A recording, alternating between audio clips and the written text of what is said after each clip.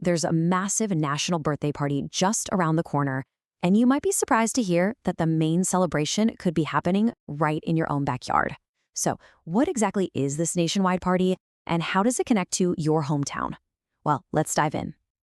In 2026, the United States is going to mark the 250th anniversary of the signing of the Declaration of Independence. I mean, that is a huge milestone, a quarter of a millennium, and believe me, the planning is already well underway. Now, the official term for this anniversary is the semi-quincentennial. Yeah, it's a bit of a mouthful, I know, but it's the word you're going to be hearing a lot as committees and volunteers all across the country gear up for this massive national commemoration. So, here's our plan for this explainer. We're going to take a journey from the big 30,000-foot view all the way down to the grassroots level. We'll start with the national vision, see how it's actually taking shape in states and towns. We'll explore the key themes that are guiding the whole thing. And most importantly, we'll show you how to find your place in the story. Okay, so first things first, what exactly is America 250? Well, at the highest level, it's the official national initiative that's been tasked with organizing this entire countrywide commemoration. But the goal here is so much bigger than just fireworks and parades. It's really about sparking a national conversation. It's an opportunity for all of us to reflect on 250 years of American democracy, looking honestly at the triumphs, yeah, but also the missteps and the flaws, all to think about where we're headed. So, how in the world do you organize a birthday party for an entire country? Well, the short answer is you don't. Instead, you create a framework that lets every single community celebrate in its own unique way. And the structure for that, it's actually surprisingly simple. The whole structure is kind of like a cascade, flowing from the top down to empower people from the bottom up. It all starts with the National America 250 Commission. They coordinate with commissions in every state. And then, those state groups help empower these super local committees in individual towns, often run by volunteers, maybe even your neighbors. And what's cool is that each state puts its own little spin on it. So in Connecticut, the effort is led by the state's Humanities Council. Over in Rhode Island, it's run by the Secretary of State's office. But if you look closely, both models share the exact same goal, a bottom-up approach that puts local communities right in the driver's seat. Okay, so if local communities are in the driver's seat, what's the roadmap, right? Well, this commemoration isn't a total free-for-all. It's actually guided by 4 really powerful themes chosen specifically for this moment to encourage a more complete and, frankly, a more honest look at our past. The first theme is a really big one, and it's called Tell Inclusive Stories. This is basically a direct call to broaden our historical lens and ask a really important question. Whose stories have we been missing? And this theme gets at a fundamental truth. For a lot of our history, many people, women, indigenous peoples, African Americans, immigrants, you name it, they were just left out of the national story. So this is a chance to consciously bring those voices right to the forefront.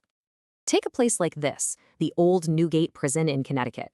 An inclusive story here isn't just about the patriots. It's also about the loyalists who were locked up here, and it's about America's long, very complicated history with incarceration itself.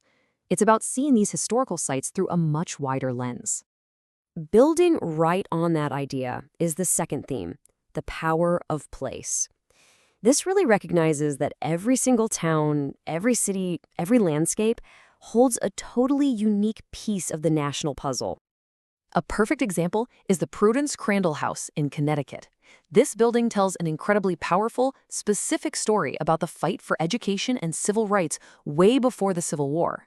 This theme encourages every town to go out and find its own Prudence Crandall House, that unique spot that tells a vital part of the American story. The third theme, Doing History, is all about pulling back the curtain. It's about showing that history isn't just something you read in a book, but something you actually do. And it's inviting everyone to join in on the process. You know, history isn't just a set of facts carved in stone. It's an active process of interpretation. This theme encourages all of us to engage with the raw materials, like this sketch from an 18th century diary, to really understand that history is contested, it's ambiguous, and it's always evolving as we uncover new evidence and ask new questions. And our fourth and final theme, For the Common Good, really brings it all home. It connects our shared history directly to our civic lives today. This theme basically asks, how do the democratic ideals from our founding documents inform how we act as citizens right now? It's all about drawing a straight line from the revolution to modern movements for justice and equality, like the fight for educational equity in Connecticut. It reminds us that shaping our democracy is work that never, ever ends. Okay, so we have these 4 big themes. But what do they actually look like on the ground, in your community?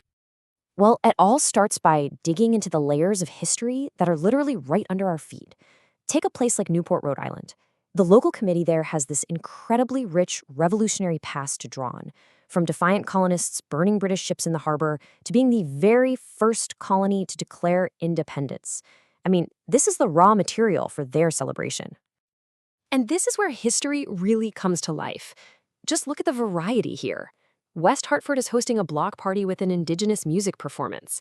Newport has a Tavern Talks lecture series with famous historians.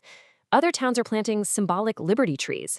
It's everything from academic talks to hands-on community celebrations, and each one is completely unique to its place. So, this all leads to the most important question. How can you be a part of it? Because this commemoration is absolutely designed for participation. And there are so many ways to get involved, big and small.